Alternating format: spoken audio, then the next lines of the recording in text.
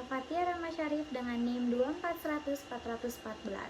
Video ini dibuat untuk memenuhi ulangan akhir semester mata kuliah Konsep Dasar Bahasa dan Sastra Indonesia dengan dosen pengampu Ibu Dr. Robiatul Munaja, SPD MPD, Program Studi Pendidikan Guru Sekolah Dasar Universitas Trilogi.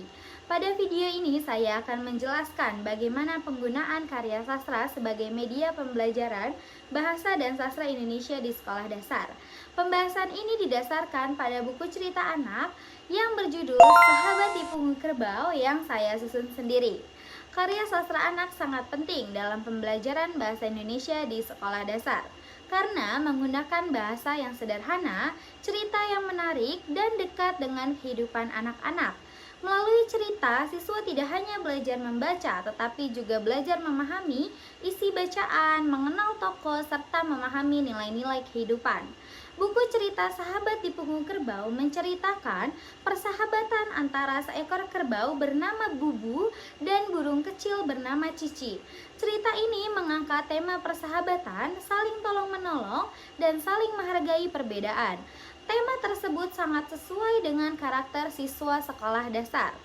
Dalam pembelajaran bahasa Indonesia, buku cerita ini dapat digunakan sebagai media untuk melatih empat keterampilan berbahasa, yaitu menyimak, berbicara, membaca, dan menulis. Guru dapat membacakan cerita untuk melatih kemampuan menyimak siswa. Siswa juga dapat membaca dialog dalam cerita untuk melatih keterampilan membaca. Selain itu, siswa dapat diminta menceritakan kembali isi cerita atau menuliskan pesan moral dari cerita tersebut.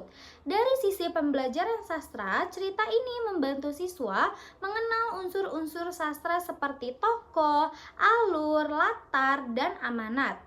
Tokoh Bubu dan Cici digambarkan dengan jelas sehingga mudah dipahami oleh siswa.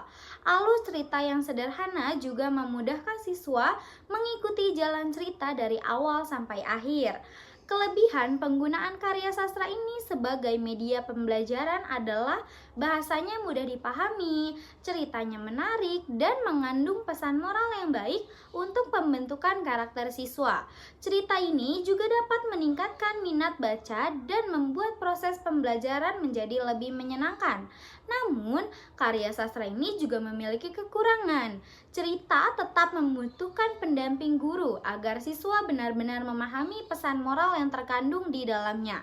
Selain itu, untuk siswa kelas tinggi, cerita ini perlu dikembangkan dengan kegiatan lanjutan agar pembelajaran lebih menantang. Kesimpulannya, karya sastra anak seperti Sahabat di Punggung Kerbau sangat efektif digunakan sebagai media pembelajaran bahasa dan sastra Indonesia di sekolah dasar. Karena apa? Karena dapat meningkatkan keterampilan berbahasa sekaligus menanamkan nilai karakter pada siswa. Nah, demikian penjelasan yang dapat saya sampaikan. Terima kasih yang sudah menonton. Wassalamualaikum warahmatullahi wabarakatuh. Bye-bye.